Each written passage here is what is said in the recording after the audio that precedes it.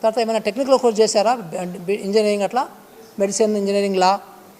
ఇది ప్రాబ్లం మనకి అందరికీ. మనకు అర్థం కాని విషయం ఏంటంటే, ఇప్పుడు ఇందాక ముఖ్యమంత్రి గారు కూడా అదే చెప్పాము మేము, కిరణజన్య సంయోగక్రియ ఇంగ్లీష్లో ఏమంటారు, ఫోటోసింథసిస్ అంటారు, రైట్. నీకు ఫోటోసింథసిస్ అనేది ఎంబీబీఎస్ వచ్చినాక ఫోటోసింథసిస్ వాడతాం, ఇంటర్మీడియట్ వరకు కిరణజన్య సంయోగక్రియ వాడతాం, రైట్. సో ఇప్పుడు అబ్బాయి, తెలుగు మీద చదువుకున్న అబ్బాయి ఇక్కడ నీకు ఎంబీబీఎస్కి వచ్చినప్పుడు వాడి పరిస్థితి ఎట్లుంటుందో ఒకసారి ఆలోచన చేయను.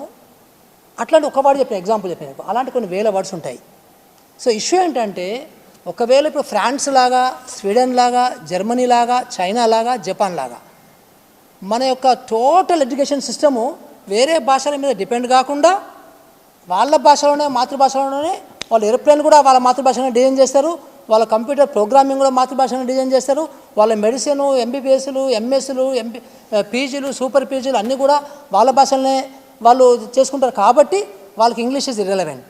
మనకు ఇంటర్మీడియట్ వరకే మన భాష, ఇంటర్మీడియట్ తర్వాత దట్స్ ద ఇష్యూ.